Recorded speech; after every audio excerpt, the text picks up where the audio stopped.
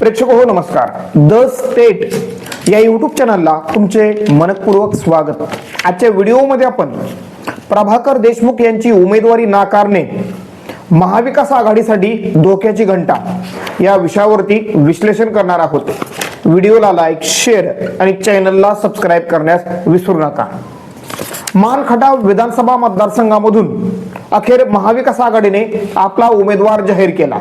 ही जागा महाविकास आघाडीमध्ये शरद पवार यांच्या राष्ट्रवादी काँग्रेस पक्षाला सुटली आहे आणि उमेदवार म्हणून विधान परिषदेचे माजी आमदार प्रभाकर घारगे यांची उमेदवारी जाहीर करण्यात आलेली आहे.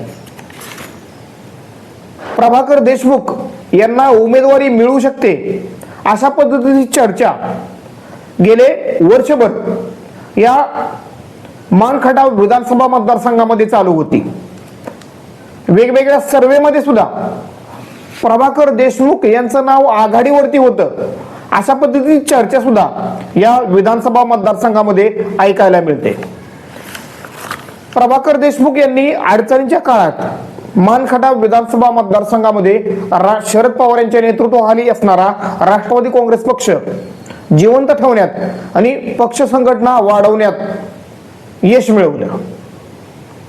त्यामुळं प्रभाकर देशमुख हेच शरद पवार यांची पहिली पसंत असू शकतात अशा पद्धतीचं परसेप्शन मान खटाव विधानसभा मतदारसंघामध्ये तयार झालेलं होतं. प्रभाकर देशमुख यांच्या समर्थकांनाही अशीच अपेक्षा होती की प्रभाकर देशमुख यांनाच उमेदवारी मिळेल. परंतु अंतर्गत राजकारणातून आणि अंतर्गत राजकीय स्पर्धेतून प्रभाकर देशमुख यांचा पत्ता कट झाला आणि प्रभाकर घारगे यांचं नाव पुढे आलं. प्रभाकर घारगे हे अजित पवार यांच्या बरोबर होते, परंतु लोकसभा निवडणुकीनंतर प्रभाकर घारगे हे महाविकास आघाडी बरोबर आले. अर्थातच प्रभाकर घारगे यांना उमेदवारी दिल्यामुळं मान खटाव विधानसभा मतदारसंघातील लोक आश्चर्य व्यक्त करताना दिसत आहेत. कारण प्रभाकर घारगे यांचं नाव चर्चेमध्ये नव्हतं. म्हणजेच प्रभाकर देशमुख, अनिल देसाई, अभयसिंह जगताप, त्याचबरोबर शेखर गोरे यांची नावं उमेदवारीसाठी महाविकास आघाडीकडून चर्चेमध्ये होती. परंतु अचानकपणे प्रभाकर घारगे यांचं नाव समोर आल्यामुळं खर तर मान खटाव विधानसभा मतदारसंघातील जनता आश्चर्य व्यक्त करताना दिसते. मागील विधानसभा निवडणुकीत निसटत्या मतांनी प्रभाकर देशमुख यांचा पराभव झालेला होता. म्हणजेच 2995 मतांनी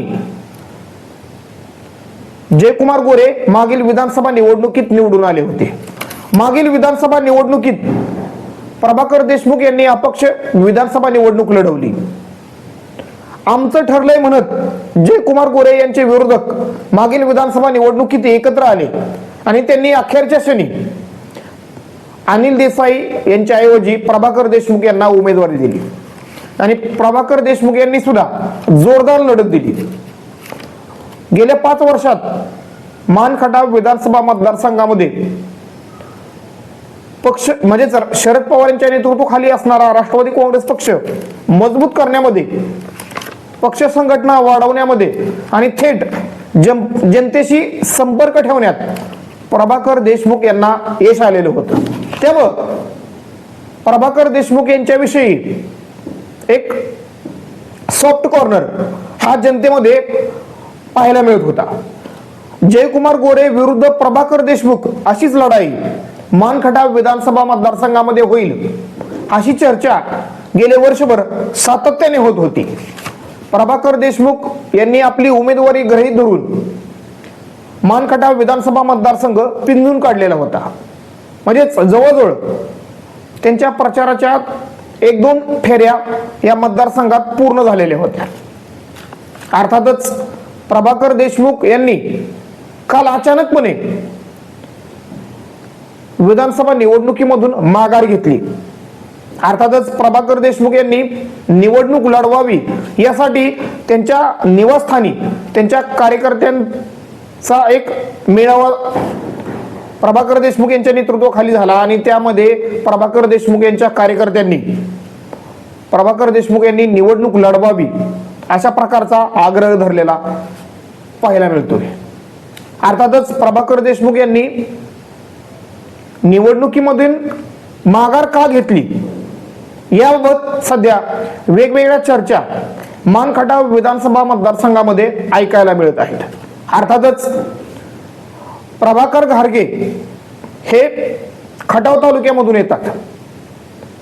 मानखटाव या दोन तालुक्याचा मिळून हा मानखटाव विधानसभा मतदारसंघ बनलेला आहे. परंतु या मतदारसंघाचा जर बारकाव्याने अभ्यास केला तर मान तालुक्याचा मोठा भाग म्हणजेच पूर्ण मान तालुक्याचा भाग हा या मतदारसंघामध्ये येतो. म्हणजेच मान तालुक्याची लोकसंख्या या विधानसभा मतदारसंघामध्ये मोठ्या प्रमाणात आहे आणि प्रभाकर घारगे हे खटावमधून येतात. त्यामुळे अर्थातच प्रभाकर घारगे उमेदवार आहेत, परंतु मान तालुक्यातील मतदान त्यांना किती प्रमाणात मिळेल हाही एक मोठा प्रश्न आहे. अर्थातच जर राष्ट्रवादी काँग्रेस पक्ष म्हणजेच महाविकास आघाडीच्या नेत्यांनी एकजुटीनं काम केलं तर अर्थातच प्रभाकर घारगे यांना चांगलं मतदान मानखटाव विधानसभा मतदारसंघामधून होऊ शकतं आणि जयकुमार गोरे यांच्या समोर ते चांगलं आव्हान उभं करू शकतात.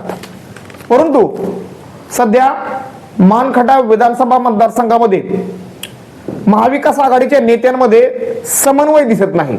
यामध्ये प्रामुख्याने उमेदवारीसाठी ज्यांची नावे आघाडीवरती होती त्यामध्ये प्रामुख्याने प्रभाकर देशमुख आणि शेखर गोरे, त्याचबरोबर अनिल देसाई यांची नावे आघाडीवरती होती आणि त्यामध्ये प्रामुख्याने शेखर गोरे आणि प्रभाकर देशमुख यांची नावे उमेदवारीसाठी आघाडीवरती होती अशी माहिती एक प्रकारे मिळत आहे. म्हणजे एक प्रकारे प्रभाकर देशमुख आणि शेखर गोरे यांना मानणारा मतदार वर्ग ही या मतदारसंघात मोठ्या प्रमाणात आहे. कारण मागील विधानसभा निवडणुकीत शेखर गोरे यांनी जवळजवळ 37,000 मते मिळवलेली होती आणि एकंदरीत प्रभाकर देशमुख यांच्या गटाचा विचार केला तर किमान 35 ते 40,000चा गट हा मान तालुक्यामध्ये त्यांना मानणार आहे. त्यामुळे अर्थातच जर शेखर गोरे असतील, प्रभाकर देशमुख असतील, अनिल देसाई असतील, त्याचबरोबर काँग्रेस पक्षाचे नेते रणजितसिंह देशमुख असतील, त्याचबरोबर अभयसिंह जगताप असतील, या सर्व नेत्यांनी एकजुटीनं काम केलं तरच प्रभाकर घारगे यांना निवडणुकीमध्ये विजय मिळवता येऊ शकतो.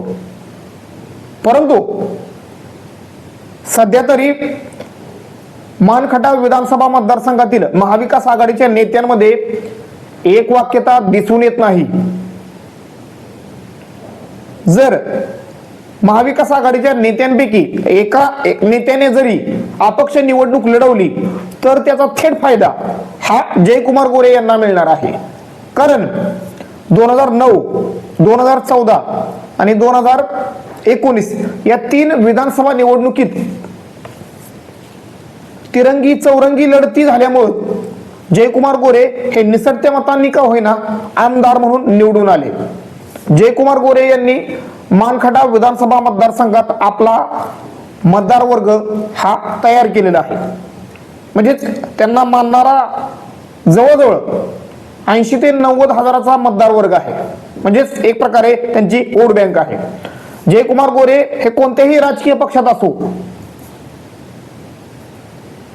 त्याचा थेट फायदा म्हणजेच ते जरी अपक्ष लढले तरी 80 ते 90 हजार मते ही त्यांना मिळतीलच अशा प्रकारचं एक चित्र सध्या या मतदारसंघामध्ये दिसतंय. जर जयकुमार गोरे यांचा पराभव करायचा असेल तर किमान 1 लाखापेक्षा अधिक मते महाविकास आघाडीच्या उमेदवाराला मिळवणं अत्यंत गरजेचं आहे. परंतु ती मते कधी मिळतील, जर महाविकास आघाडीचे नेते एकत्र राहिले तर. महाविकास आघाडीमध्ये म्हणजेच मानखटाव विधानसभा मतदारसंघामध्ये महाविकास आघाडीचे जे नेते आहेत त्यांच्यामध्ये देशमुखांना मानणारा गट हा सर्वात मोठा दिसत आहे सध्या तरी. त्यामुळं देशमुख यांना जर उमेदवारी दिली असती तर देशमुख हे आणि देशमुखांच्या पाठीमागं महाविकास आघाडीच्या नेत्यांनी एकजुटीने आपली ताकद उभी केली असती तर अर्थातच देशमुख म्हणजेच प्रभाकर देशमुख यांनी जयकुमार गोरे यांना चांगली लढत दिली असती, अशा प्रकारची चर्चा या मतदारसंघामध्ये होताना दिसते. त्याचबरोबर या मताला राजकीय जाणकारांनी त्याचबरोबर मानखटाव विधानसभा मतदारसंघातील पत्रकार मंडळींनीही एक प्रकारे दुजोरा दिलेला आहे. म्हणजेच एक प्रकारे देशमुख यांचा चेहराच म्हणजेच प्रभाकर देशमुख यांचा चेहरा किंवा प्रभाकर देशमुख यांच्या नेतृत्वाखालीच या मतदारसंघात जयकुमार गोरे यांच्या समोर आव्हान उभं केलं जाऊ शकतं, अशा प्रकारचं एक परसेप्शन गेल्या वर्षभरात या मतदारसंघामध्ये बनलेलं होतं. अर्थातच विरोधकांमध्ये विसंवाद आणि एकजूट दिसत नसल्यामुळं अर्थातच त्याचा थेट फायदा विधानसभा निवडणुकीत जयकुमार गोरे यांना मिळणार आहे. त्यामुळे अर्थातच उद्या प्रभाकर घारगे हे उमेदवारी अर्ज भरणार आहेत. प्रभाकर देशमुख असतील त्याचबरोबर शेखर गोरे असतील हे सध्या नाराज दिसत आहेत. त्यामुळे अर्थातच महाविकास आघाडीच्या नेत्यांची नाराजगी आणि यामध्ये प्रामुख्याने प्रभाकर देशमुख आणि शेखर गोरे यांची नाराजगी दूर करण्यात शरद पवार यांना यश येईल का किंवा महाविकास आघाडीच्या नेत्यांना यश येईल का, हाही एक मोठा प्रश्न आहे. त्याचबरोबर प्रभाकर देशमुख यांचे समर्थक असोत अथवा शेखर गोरे यांचे समर्थक असो, म्हणजेच शेखर गोरे आणि प्रभाकर देशमुख यांची नाराजगी दूर करण्यात जरी यश आलं तरी सुद्धा या दोन नेत्यांचे समर्थक प्रभाकर घारगे यांच्यासाठी निवडणुकीत काम करतील का, हा एक मोठा प्रश्न आहे. म्हणजे एक प्रकारे प्रभाकर देशमुख यांची नाराजगी ही महाविकास आघाडीला परवडणारी नाही. अर्थातच प्रभाकर देशमुख यांना प्रशासनाचा प्रदीर्घ काळ काम करण्याचा अनुभव आहे. त्याचबरोबर मतदारसंघातील प्रश्नांची त्यांना चांगली जाणीव आहे आणि ते प्रश्न कसे सोडवायचे, प्रशासन असो सरकार असो या दोन्ही माध्यमातून मतदारसंघातील प्रश्न कसे सोडवायचे, तालुक्यातील बेरोजगारीचा प्रश्न असो अथवा पाण्याचा प्रश्न असो तो कसा सोडवायचा, याचं एक किमान प्लॅनिंग प्रभाकर देशमुख यांच्याकडे दिसते. अर्थातच प्रभाकर देशमुख यांना या निवडणुकीमध्ये उमेदवारी न मिळाल्यामुळं महाविकास आघाडीचं नुकसान होताना सध्याचं चित्र दिसतंय. अर्थातच प्रभाकर देशमुख, शेखर गोरे, अभयसिंह जगताप, अनिल देसाई, त्याचबरोबर प्रभाकर घारगे, रणजितसिंह देशमुख, मनोज पोळ या नेत्यांना एकत्र आणण्यात, त्यांची नाराजगी दूर करण्यात जर शरद पवार यांना यश आलं तरच या विधानसभा मतदारसंघात जयकुमार गोरे यांच्यासमोर विरोधकांचं आव्हान उभं राहू शकतं किंवा विरोधक आव्हान उभं करू शकतात. अन्यथा मानखटाव विधानसभा मतदारसंघ हा जयकुमार गोरे यांच्यासाठी एक प्रकारे वन वे राहू शकतो, म्हणजेच त्यांना एकतर्फी विजय मिळू शकतो. अर्थातच तो विजय 20,000 मिळो अथवा 30,000 मिळो, कारण मागील विधानसभा निवडणुकीत निसटत्या मतांनी जयकुमार गोरे यांचा विजय झालेला होता आणि त्यातून जयकुमार गोरे यांनी बरेच काही शिकलेले आहे आणि त्यांनी मतदारसंघामध्ये चांगल्या पद्धतीनं बांधणी केलेली आहे.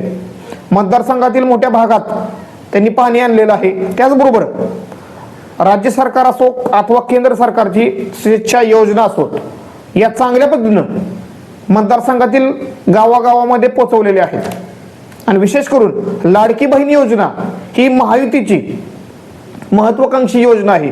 या योजनेचा लाभ मतदारसंघातील जास्तीत जास्त जनतेपर्यंत कसा पोहोचेल याच दृष्टीनं खरं तर जयकुमार गोरे यांनी उत्तम असं प्लॅनिंग केलं. त्यांच्या कार्यकर्त्यांनी त्यांना या कामामध्ये चांगली साथ दिली आणि एकंदरीत देवेंद्र फडणवीस यांचं मोठं पाठबळ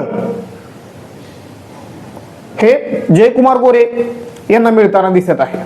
त्यामुळे अर्थातच जयकुमार गोरे यांची बाजू सध्या ही या मतदारसंघात बळकट वाटत आहे.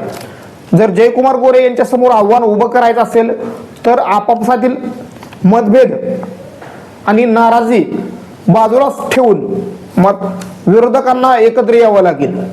जर विरोधक एकत्र आले नाहीत तर अर्थातच त्याचा थेट फायदा जयकुमार गोरे यांना मिळेल. असंच सध्याचं तरी वातावरण किंवा सध्याचं चित्र या मतदारसंघामध्ये दिसत आहे. त्यामुळं प्रभाकर देशमुख कोणती भूमिका घेतात, त्याचबरोबर शेखर गोरे कोणती भूमिका घेतात याकडं मानखटाव विधानसभा मतदारसंघातील जनतेचं खरं तर लक्ष लागलेलं आहे. त्याचबरोबर या नेत्यांची नाराजगी म्हणजेच महाविकास आघाडीच्या मानखटाव विधानसभा मतदारसंघातील नेत्यांची नाराजगी दूर करण्यासाठी शरद पवार कशा पद्धतीनं प्रयत्न करतात हे देखील पाहणं उत्सुकतेचं आहे. त्यामुळं मानखटाव विधानसभा मतदारसंघ हा विधानसभा निवडणूक जाहीर होण्यापूर्वी या मतदारसंघात महाविकास आघाडीचा आमदार होऊ शकतो अशा प्रकारचं एक परसेप्शन तयार होत होतं. ते परसेप्शन निवडणूक जशी जवळजवळ येते तसं ते परसेप्शन